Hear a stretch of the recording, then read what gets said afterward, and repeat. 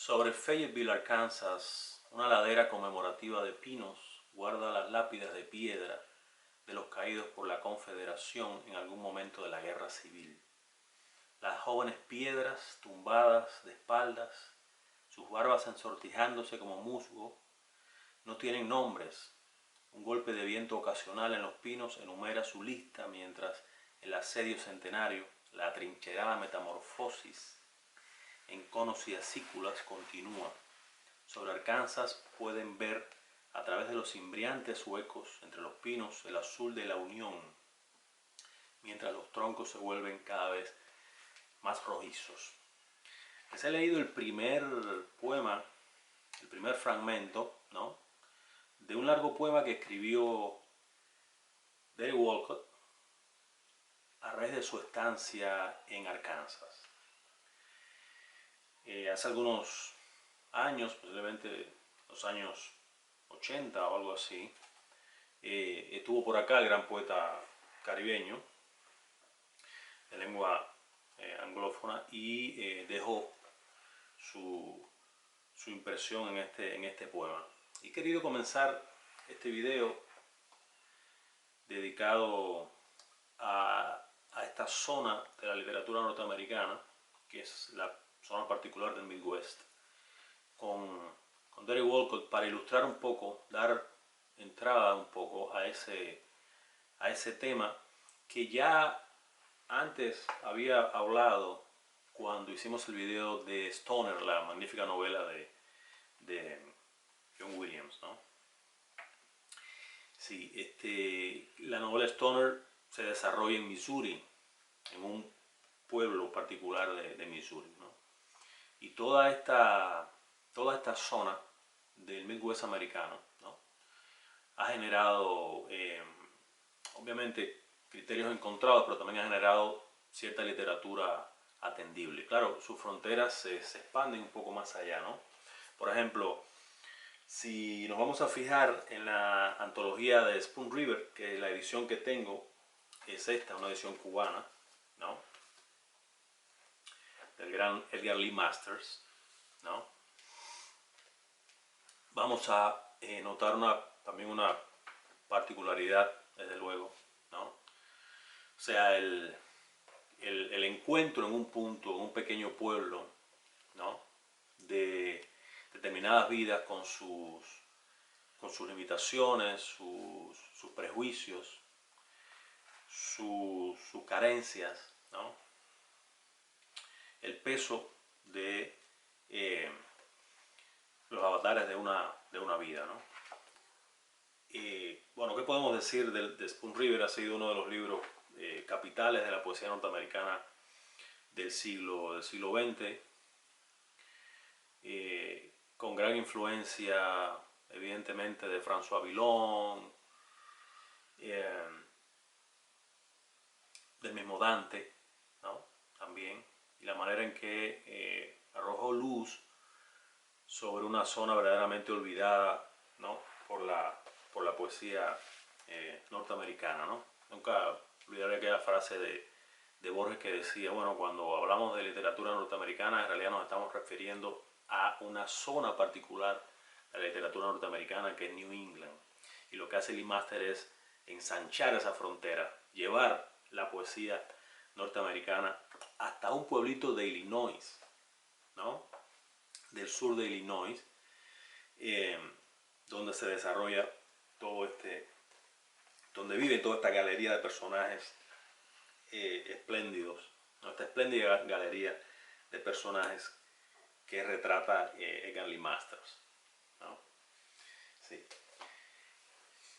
Pensé también que en este libro, un libro que a muchos quizás le parezca raro, como me lo pareció a mí cuando me lo encontré en una feria de México, la feria de Guadalajara, en este capítulo de En la raíz de América de William Carlos Williams hay un capítulo dedicado a Kentucky, cómo Boone fundó, ¿no?, llegó, colonizó esa zona de América que hoy conocemos como el estado de Kentucky, ¿no? Y justamente hacia ese estado es a donde viajamos cuando leemos La elegía del Hillbilly.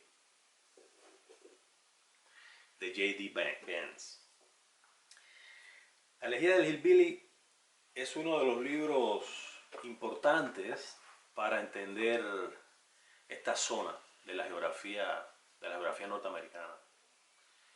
¿Quién es J.D. Vance? Bueno, J.D. Vance ahora mismo es un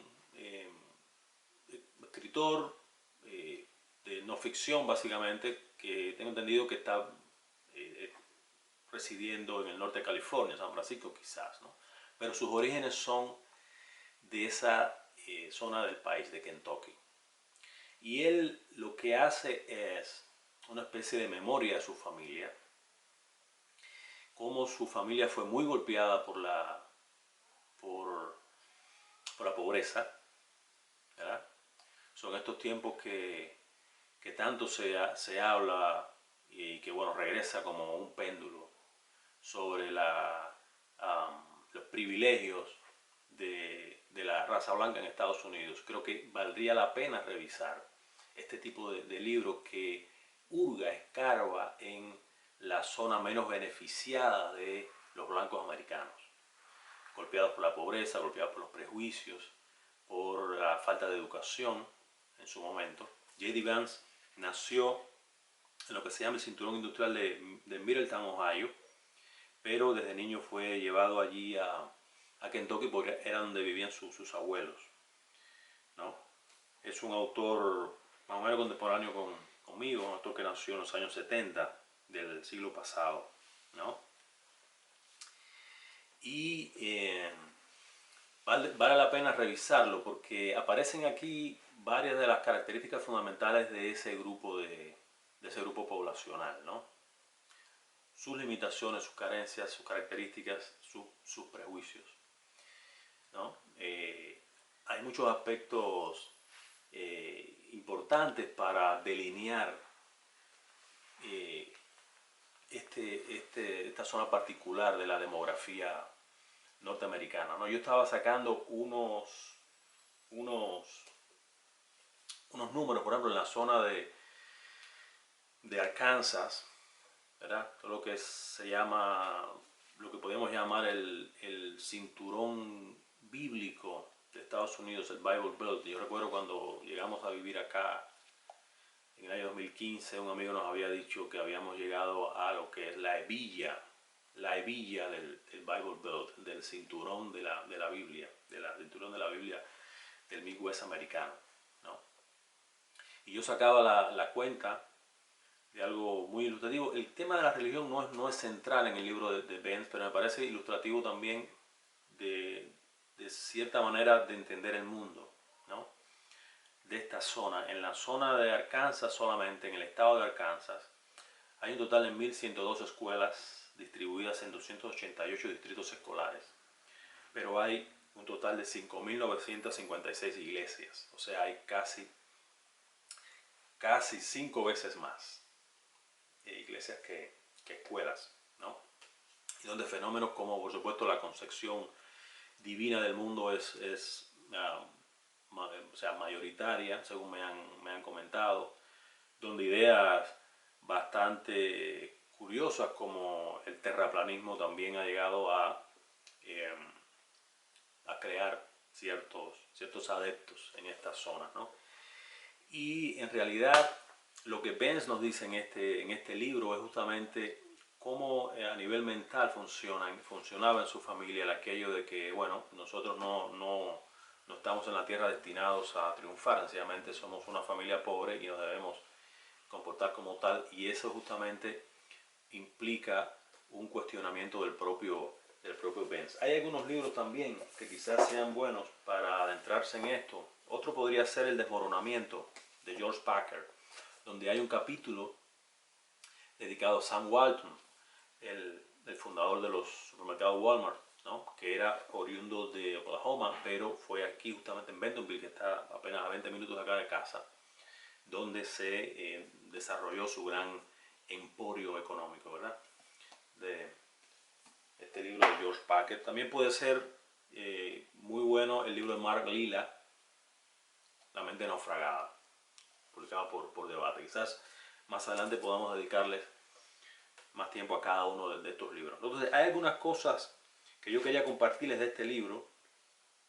Es una familia disfuncional. Vance crece con su abuela y con sus abuelos, le llaman mamá y papá. Y él dice que la abuela era costumbre de la abuela resolver los problemas que hubiera sacando su escopeta, ¿no? Y él, bueno, su madre prácticamente